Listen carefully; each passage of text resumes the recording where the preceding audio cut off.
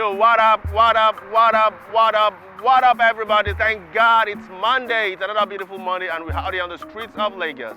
And people are going about their business, living their lives, chasing after their dreams, you know. We are out here somewhere on the streets of Lagos, and we're doing our thing.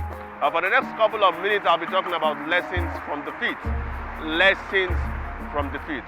It was Lou Holtz who says that everyone should experience defeat at least once in their career. There is a lot to learn from it. Everyone should experience defeat at least once in their career because there is a lot to learn from it. Now, normally when we see defeat, when we see disappointment, what we look at is the negative part of it. We look at it like, oh, that's a pain. We look at it like, oh, I fell short. We look at it like, oh, I made a mess of it.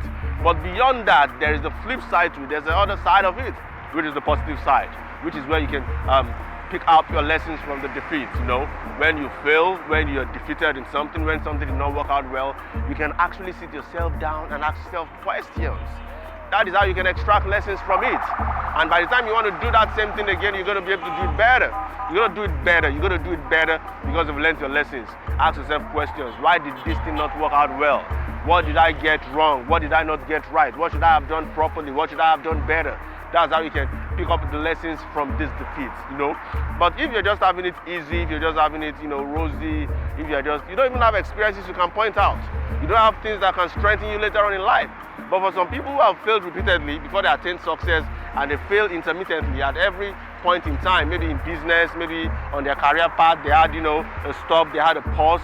You know, they have these experiences that they've learned compared to someone who has just had a smooth sail all along. You have more experiences, you can handle life better.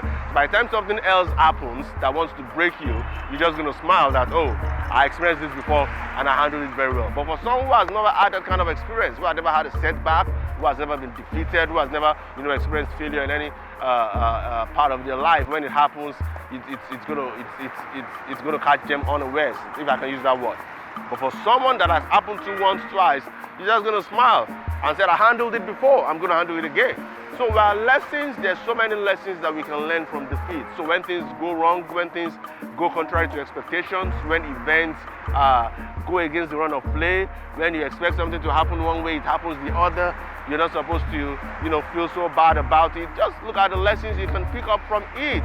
And look at how you can apply it to make yourself better, to make your existence better, to make your living better, and to look at how you can impact the world and do what you can do. But it's very important we realize that there are some lessons that are to be learned in defeat. Failure, falling short, that is not the end of life. Such things happen. But keep believing in yourself. Pick up your bed, pick up your mat, rise up and walk again. Walk away from the ashes of your failure, from the ashes of your weaknesses, from the ashes of your shortcomings. Walk away from them.